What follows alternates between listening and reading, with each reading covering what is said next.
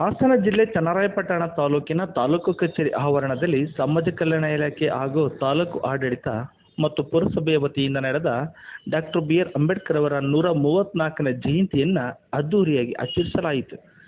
ವೇದಿಕೆ ಕಾರ್ಯಕ್ರಮದ ಮುನ್ನ ಬಾಬಾ ಸಾಹೇಬರ ಭಾವಚಿತ್ರವನ್ನು ಬೆಳ್ಳಿ ರಥದಲ್ಲಿ ಕೂರಿಸಿ ಪಟ್ಟಣದ ಪ್ರಮುಖ ಬೀದಿಗಳಲ್ಲಿ ಜೈ ಭೀಮ್ ಘೋಷಣೆಯೊಂದಿಗೆ ಮೆರವಣಿಗೆ ನಡೆಸಲಾಯಿತು. ಮೆರವಣಿಗೆಯಲ್ಲಿ ನೂರಾರು ಜನ ಕಾರ್ಯಕರ್ತರು ಹಾಗೂ ಡಾಕ್ಟರ್ ಬಿ.ಆರ್. ಅಂಬೇಡ್ಕರ್ ಅನುಯಾಯಿಗಳು ಭಾಗವಹಿಸಿ ಮೆರವಣಿಗೆಯುದ್ದಕ್ಕೂ ಕುಣಿತದೊಂದಿಗೆ ಮೆರವಣಿಗೆ ನಡೆಸಿದ್ದು ವಿಶೇಷ ನಡೆಸಿತು. ಕಾರ್ಯಕ್ರಮವನ್ನು ನಿವೃತ್ತ ಡಿಸಿಪಿ ಸಿದ್ದರಾಜ್ ಎಸ್, ಶಾಸಕರಾದಂಥ ಸಿ.ಎನ್. ಬಾಲಕೃಷ್ಣರವರು, ತಹಸೀಲ್ದಾರ್ ನವೀನ್ ಕುಮಾರ್ ಅವರು, ತಾಲೂಕು ಸಮಾಜ ಕಲ್ಯಾಣ ಅಧಿಕಾರಿ ಸತೀಶ್ ಎಚ್.ಎನ್., ಪುರಸಭೆಯ ಮುಖ್ಯಾಧಿಕಾರಿ ಹೇಮಂತ್ ಕುಮಾರ್, ಕಸಾಪ ತಾಲೂಕು ಅಧ್ಯಕ್ಷ ಅಡೇನಹಳ್ಳಿ ಲೋಕೇಶ್ ಕಾರ್ಯಕ್ರಮವನ್ನು ಉದ್ಘಾಟಿಸಿದರು. ಕಾರ್ಯಕ್ರಮ ಉದ್ಘಾಟನೆ ನಂತರ ನಿವೃತ್ತ ಡಿಸಿಪಿ ಎಸ್. ಸಿದ್ದರಾಜರವರು ಕಾರ್ಯಕ್ರಮ ಕುರಿತು ವಿಶೇಷ ಉಪನ್ಯಾಸ ನೀಡಿದರು.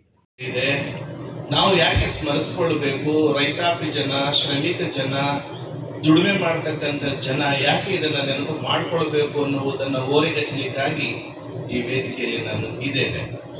ಬಂಧುಗಳೇ, ನಮಗೆ ಈ ವೇದಿಕೆಯಲ್ಲಿ ಅಂಬೇಡ್ಕರಿಂದ ಬಂದಿದೆ. ಕೇವಲ ದಿನಾಚರಣೆಯಲ್ಲ ಇದು, 134ನೇ ವರ್ಷಕ್ಕೆ ನಿಂತು ಹೋಗಲ್ಲ ಇದು.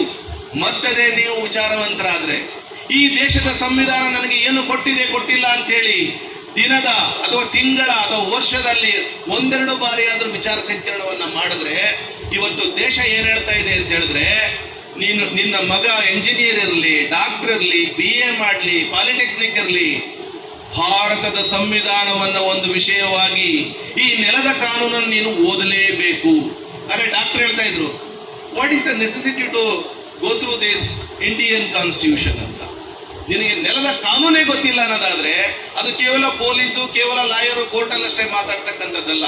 ನಿನ್ನ ಹಕ್ಕುಗಳು ಏನು, ಇರುವ 395 ಆರ್ಟಿಕಲ್ಸ್ ಏನು ಹೇಳ್ತವೆ, ಈ ದೇಶದಲ್ಲಿ ಸರ್ಕಾರಗಳು ಹೇಗೆ ಸೃಷ್ಟಿಯಾಗ್ತಾ ಇದೆ, ಪರಿಸರದ ಸಂರಕ್ಷಣೆ ಹೇಗೆ ಆಗ್ತಾ ಇದೆ, ಅಪೌಷ್ಟಿಕತೆಗೆ ಏನು ಮಾಡಬೇಕು, ಎಲ್ಲವೂ ಕೂಡ ಆ ಸಂವಿಧಾನದಲ್ಲಿ ಅಡಕವಾಗಿರೋದ್ರಿಂದ ಕೆಲವರ ಭಾವನೆಯಲ್ಲಿ ನನ್ನ ಧರ್ಮ ಮೇಲು, ನಾನು ಮೇಲು, ನಾನು ಹೇಳೋದನ್ನ ಕೇಳಬೇಕು. ಖಂಡಿತ ಅದು ನಿಮ್ಮ ಒಳಗೆ ಇಟ್ಟುಕೊಳ್ಳಿ. ಆದರೆ ಸಂವಿಧಾನದ ಕೊಡುಗೆಯನ್ನ ಅರ್ಥಂತ ಜನ ಇವತ್ತು ಈ ದೇಶಕ್ಕೆ ನಮಸ್ಕಾರವನ್ನು ಮಾಡ್ತಾ ಇದ್ದಾರೆ. ಯಾಕೆ ಅಂತ ಹೇಳಿದ್ರೆ, ಇಂತಿಷ್ಟು ಒಳ್ಳೆಯ ಅಂಶಗಳಿರುವ ಕಾರಣಗಳಿಗಾಗಿ ಜಗತ್ತಿನಲ್ಲಿ ಅತ್ಯಧಿಕ ಜನಸಂಖ್ಯೆ ಇರತಕ್ಕಂಥ ಸರಿಸುಮಾರು 150 ಕೋಟಿ ಜನ ಚೀನಾವನ್ನ ಹಿಂದಿಕ್ಕಿ ಬೆಳೆದಂತ ಈ ದೇಶದಲ್ಲಿ ಅಂಥದ್ದೇ ಯಾವುದೇ ಕ್ಷೋಭೆ ನಡೀತಾ ಇಲ್ಲ. ಅಮೆರಿಕೆಯ ಆರ್ಥಿಕತೆ ಕುಸಿತಾ ಇದೆ, ರಷ್ಯಾದ ಆರ್ಥಿಕತೆ ಕುಸಿದಿದೆ, ಜಪಾನಿನ ಆರ್ಥಿಕತೆ ಕುಸಿದಿದೆ. ಭದ್ರ ಬುನಾದಿಯನ್ನ ಬಾಬಾ ಸಾಹೇಬ್ ಅಂಬೇಡ್ಕರ್ ಅವರು ಮಾಡಿದಂತ ಸಂಶೋಧನೆ, A problem of rupee in provincial British India, ಅವರು ಮಾಡಿದ ಕೃತಿ ಆಧಾರದ ಮೇಲೆ ನಿಮಗೆ ರಿಸರ್ವ್ ಬ್ಯಾಂಕ್ ಬಂತು, ಗೊತ್ತಿಲ್ಲ ಬಹುತೇಕರಿಗೆ. ಅವರು ಮಾಡಿರ್ತಕ್ಕಂಥ ಕಾರ್ಮಿಕ ಕಾಯ್ದೆಗಳ ಮೇಲೆ ಬಂತು. ಭಾರತದಲ್ಲಿ ಸಣ್ಣ ಹಿಡುವಳಿಗಳ ಸಮಸ್ಯೆಗಳು ಅಂತೇಳಿ 1917ನೇ ಇಸ್ವಿಯಲ್ಲಿ ಬರೆದಂತ ಅವರ ಕೃತಿಯಿಂದ ರೈತರು ಇವತ್ತು ಚಿಕ್ಕ ಚಿಕ್ಕ ತುಂಡು ಭೂಮಿಗಳಾಗಿ ಅನುಭವಿಸುವ ಸಮಸ್ಯೆಗಳಿಗೆ ಪರಿಹಾರ ಇದೆ. ನೀವು ಅದನ್ನ ಓದ್ಲೇ ಇಲ್ಲಲ್ಲ, ಹಾಗಾಗಿ ಇದೆ. ಮಹಿಳೆಯರ ಹಕ್ಕುಗಳಿಗಾಗಿ, ಮಹಿಳೆ ಅಂದ್ರೆ ಕೇವಲ ಶೋಷಿತ ಮಹಿಳೆಯೇ, ಬ್ರಾಹ್ಮಣ ಮಹಿಳೆಯನ್ನ ಒಳಗೊಂಡ ಹಕ್ಕುಗಳಿಗಾಗಿ ಹಿಂದೂ ಕೋಡ್ ಬಿಲ್ ಅಂತ ಹೇಳಿ ಅವರು ಮಂಡಿಸಿದ್ರು. ಆ ಹಿಂದೂ ಕೋಡ್ ಬಿಲ್ ಅಲ್ಲಿ ಏನ್ ಹೇಳಿದ್ರು ಅಂತ ಹೇಳಿದ್ರೆ, ಮಹಿಳೆ ಈ ಹಿಂದೆ 18ನೇ ಶತಮಾನದಲ್ಲಿ ಭಾರತದ ಇತಿಹಾಸದಲ್ಲಿ ಯಾವುದೇ ಹಕ್ಕು, ಅಧಿಕಾರ, ಆಸ್ತಿಯ ಹಕ್ಕು ಹೊಂದಿರಲಿಲ್ಲ. ಆದರೆ ಒಟ್ಟು ಜನಸಂಖ್ಯೆಯಲ್ಲಿ ಪ್ರತಿಶತ 50ರಷ್ಟಕ್ಕಂಥ ಮಹಿಳೆಯರಿಗೆ ಆ ಹಕ್ಕುಗಳನ್ನು ಕೊಡಬೇಕು, ಅವಳಿಗೆ ವಿದ್ಯೆಯನ್ನ ಕೊಡಬೇಕು, ಅವಳಿಗೆ ಗಂಡ ಮಗನಷ್ಟೇ ಪಾಲನ್ನ ಕೊಡಬೇಕು ಅಂತ ಕಾಯ್ದೆಯನ್ನ ಪ್ರಪ್ರಥಮವಾಗಿ ಪಾರ್ಲಿಮೆಂಟ್ ಅಲ್ಲಿ ಮಂಡಿಸಿದವರು ಯಾರು? ಬಾಬಾ ಸಾಹೇಬ್ ಅಂಬೇಡ್ಕರ್. ನಿಮಗನ್ಸಿಲ್ಲ ನಮ್ಮಪ್ಪ ಏನನ್ನ ನುಡ್ಸಿದಾನೆ, ಕತ್ತಿನ ತುಂಬಾ ಚಿನ್ನ ಹಾಕ್ಬಿಟ್ಟು ಗಂಡನ ಮನೆ ಕಳುಹಿಸ್ಬಿಟ್ಟ, ನಮ್ಮಪ್ಪನ ಜವಾಬ್ದಾರಿ ಮುಗೀತು?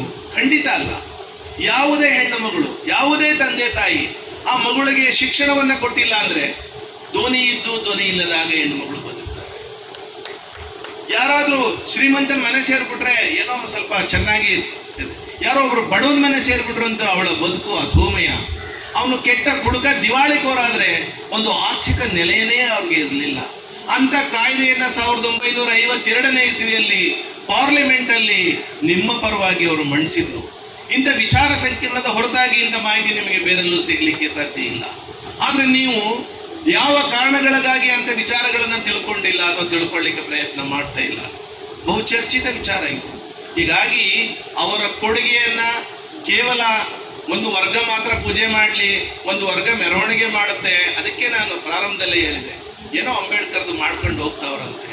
ಅರೆ ಸ್ವಾಮಿ, ನೀನು ಹಣ್ಣಿನ ಅಂಗಡಿ ಮಾರಬೇಕಾದ್ರೂ ನಿನಗೊಂದು ರಕ್ಷಣೆ ಬೇಕಾಗಿತ್ತು. ನಿನ್ನ ಭೂಮಿಯಲ್ಲಿ ಏನಾದರೂ ಒಂದು ಅಭಿವೃದ್ಧಿ ಮಾಡಬೇಕಾದ್ರೆ ನಿಮಗೆ ರಕ್ಷಣೆ, ಹಣಕಾಸಿನ ಬೆಂಬಲ ಬರಬೇಕಾಗಿತ್ತು. ಸರ್ಕಾರದ ನೆರವು ಅನುದಾನವನ್ನ ಪಡಿಬೇಕಾದ್ರೆ ಅದು ಎಲ್ಲಿಂದ ಬರ್ತದೆ? ಅದು ಕಾನೂನು ಇರುವ ಕಾರಣಗಳಿಗಾಗಿ ಅದು ಬರ್ತಾ ಇದೆ. ಸಬ್ಸಿಡಿಯನ್ನು ನಿಮಗೆ ಕೊಡಬೇಕು, ಉತ್ತಮ ಬೀಜಗಳನ್ನು ನಿಮಗೆ ಕೊಡಬೇಕು, ನೀವು ಬೆಳೆದಂತ ಬೆಳೆಗಳಿಗೆ ಬೆಲೆಯನ್ನು ತಂದು ಕೊಡಬೇಕು. ಇದು ಸರ್ಕಾರ ಮಾಡಬೇಕಾದ್ರೆ ಯಾವ ಆಧಾರದ ಮೇಲೆ ಮಾಡುತ್ತೆ? ಮತ್ತದೇ ನೆಲದ ಕಾನೂನಿನ ಆಧಾರದಲ್ಲಿ ಮಾಡುತ್ತೆ. ಇವತ್ತು ಮಹಿಳೆಯರಿಗೆ 33% ಮೀಸಲಾತಿಯನ್ನು ಕೊಟ್ಟು ಬಿಡ್ತೇವೆ. ಬಹಳಷ್ಟು ಸಂತೋಷ ಇದೆ, ಜಾರಿಯಂತೂ ಆಗಿಲ್ಲ. ಆದ್ರೆ ಸುಮಾರು 75-80 ವರ್ಷಗಳಿಂದ ಇದಕ್ಕೆ ಪೀಠಿಕೆಯನ್ನ ಹಾಕಿ ಅಂದಿನ ಸರ್ಕಾರ ಅದನ್ನು ಜಾರಿ ಮಾಡದೆ ಇದ್ದಾಗ ಮಹಿಳೆಯರಿಗೆ ಸಮಾನ ಹಕ್ಕುಗಳನ್ನು ಕೊಡದ ಈ ಒಂದು ವ್ಯವಸ್ಥೆಗೆ ನಾನು ಕಾನೂನು ಮಂತ್ರಿಯಾಗಿ ಇರುವುದಿಲ್ಲ ಅಂತ ರಾಜೀನಾಮೆಯನ್ನ ಬರೆದಂತ ತಂದೆ ಅಂಬೇಡ್ಕರ್ ನಮಗೆ ನೆನೆಸ್ಕೊಳ್ಳಿಲ್ಲ ಅಂತಂದ್ರೆ ನಮಗೆ ಕೃತಜ್ಞತೆ ಇದೆಯಾ? ನಮಗೆ ನಂಬಿಕೆ ಇದೆಯಾ? ನಮ್ಮ ಇತಿಹಾಸವನ್ನು ನಾವು ಅರ್ಥ ಮಾಡ್ಕೊಳ್ತೇವಾ? ಕಡ್ಡಾಯ 14 ವರ್ಷದೊಳಗಿನ ಎಲ್ಲ ಮಕ್ಕಳಿಗೆ ಶಿಕ್ಷಣ ಕಡ್ಡಾಯ. ಎಲ್ಲಿಂದ ಬಂತು ಕಾನೂನದು? ನಾವು ಈ ನೆಲದಲ್ಲಿ ಏನೇ ಅನ್ಯಾಯಗಳಾದರೂ ಕೂಡ ನ್ಯಾಯವನ್ನ ಕೇಳುವ ಅಧಿಕಾರ ಎಲ್ಲಿಂದ ಬಂತು ನಮಗೆ? ನಾವು ರಾಜಕಾರಣದಲ್ಲಿ ಅಧಿಕಾರವನ್ನು ಹೊಂದಬೇಕಾದ್ರೆ, ಆಡಳಿತದಲ್ಲಿ ಅಧಿಕಾರವನ್ನು ಹೊಂದಬೇಕಾದ್ರೆ, ನ್ಯಾಯಾಂಗದಲ್ಲಿ ನಮಗೆ ಸರಿಯಾದ ನ್ಯಾಯ ಸಿಗಬೇಕು ಅಂತ ಹೇಳಿದ್ರೆ ಈ ಎಲ್ಲ ವ್ಯವಸ್ಥೆಯು ಸಂವಿಧಾನದಲ್ಲಿ ಅಡಕಾಗಿದೆ. ಅವರಿಗೆ ಇತ್ತು, ಈ ದೇಶ ತುಂಬಾ ಅಪಮಾನವನ್ನ ಮಾಡಿತು, ಈ ದೇಶದಲ್ಲಿ ಅವರಿಗೆ ಅನ್ಯಾಯ ಆಗಿತ್ತು. ಯಾವ ಕಾರಣಕ್ಕಾಗಿ? ಅವರು ಅಸ್ಪೃಶ್ಯರಲ್ಲಿ ಹುಟ್ಟಿದ್ದಾರೆ ಅನ್ನುವ ಕಾರಣಗಳಿಗಾಗಿ. ಆದ್ರೆ ಆ ವ್ಯಕ್ತಿ ವಿದೇಶಗಳಲ್ಲಿ 3 ದೇಶಗಳಲ್ಲಿ ಉನ್ನತ ಶಿಕ್ಷಣವನ್ನು ಪಡೆದು ಅಲ್ಲಿ ಬದುಕಿ ಸುಖವನ್ನು ಅನುಭವಿಸಲಿಲ್ಲ. ಮತ್ತದೇ ದೇಶಕ್ಕೆ ಬಂದು ಈ ಶೋಷಿತರ ಪರವಾಗಿ, ನೊಂದವರ ಪರವಾಗಿ, ರೈತಾಪಿ ಜನತೆಯ ಪರವಾಗಿ ತನ್ನ ಇಡೀ ಜೀವನವನ್ನು ಸವಸಿದ್ರು. ಅದಕ್ಕಾಗಿ ನಾವು ಕೃತಜ್ಞತೆಯನ್ನು ಸಲ್ಲಿಸಬೇಕೋ ಬೇಡವಾ? ಅದೇ ಕೃತಜ್ಞತೆಯನ್ನು ಸಲ್ಲಿಸುವ ಅವರ ಜನ್ಮ ದಿನಾಚರಣೆಯೇ ಈ ದಿನ.